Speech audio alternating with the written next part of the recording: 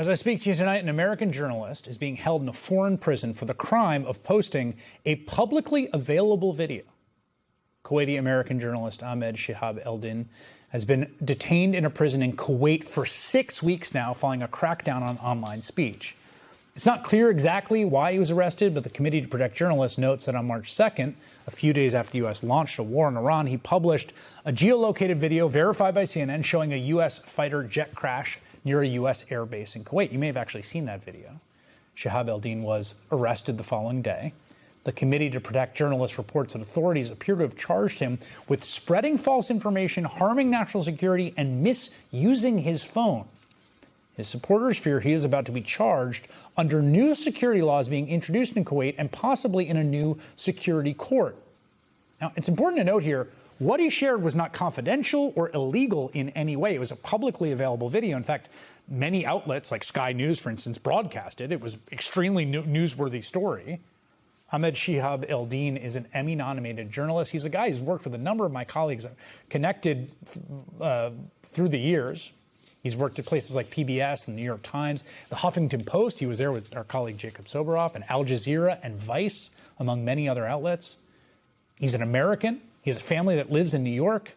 He has been detained in Kuwait, an ally nation, to be clear, for posting a truthful video.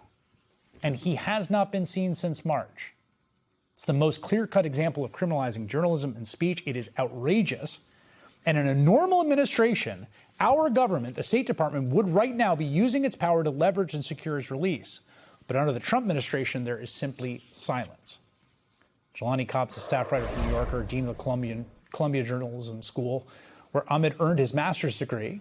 The school released a statement calling for the immediate release of Ahmed Shihab Eldin, saying his detention raises serious concerns about press censorship and the criminalization of reportage on the ongoing conflict in the Gulf region. Jelani Kopp joins me now. It's good to have you here. Yeah, thank you. Ahmed was a graduate and I think had taught at some point, right, at Columbia yes. Journalism School. This really seems clear-cut and outrageous. It's straightforward. It's straightforward criminalization of journalism. And, this hits close to home because this is, a member of our community. But it really is emblematic of a broader kind of impunity in these matters.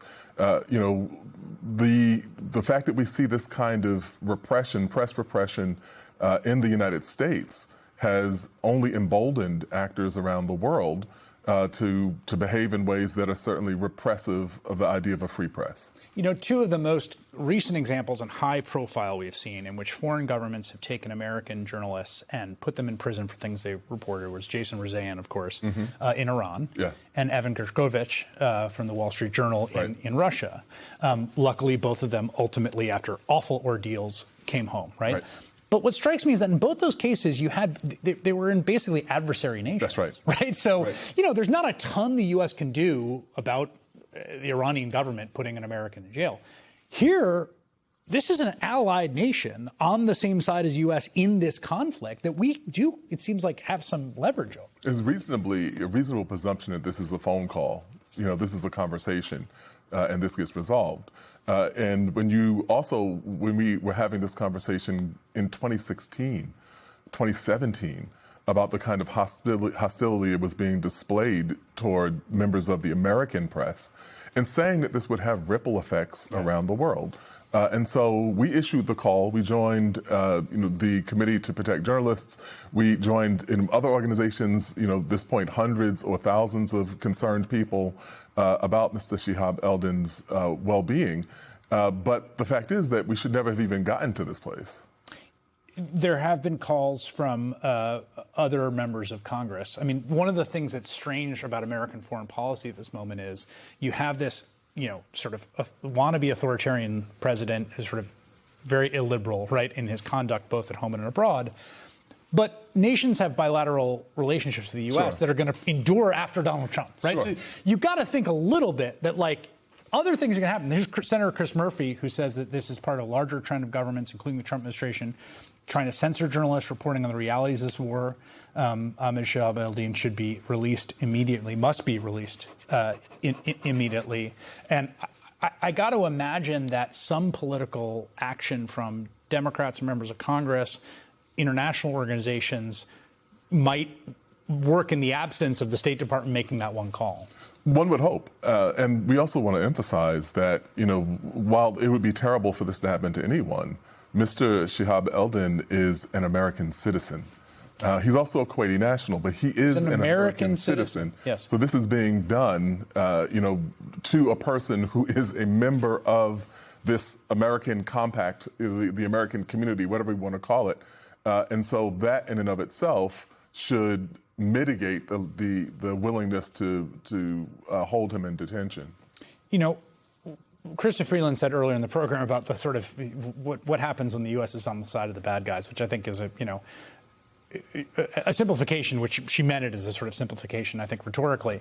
But, this does strike me as we are in a different world with Donald Trump as president. His animus towards the press, the way that he has tried to contain it. He sued the Wall Street Journal for its reporting on Jeffrey Epstein. That thrown out, right? Just thrown out. That kind of bullying. It does seem like it must have just a profound effect for reporters and their safety across the world. It does. And the other thing that I have to say is that, press freedom advocates and press freedom organizations, including the organization that I lead, have been concerned about this for years now. But I have to tell you, Chris, and you know this too, I don't see a demonstrable effect on reporters themselves. And, I want to really praise people like Mr. Shihab Eldin, like the entire kind of raft, an array of people we know who are still willing to take the risk to tell the public the truth. Jelani Cobb, Dean of the Columbia Journalism School, great to have you here. Thank you.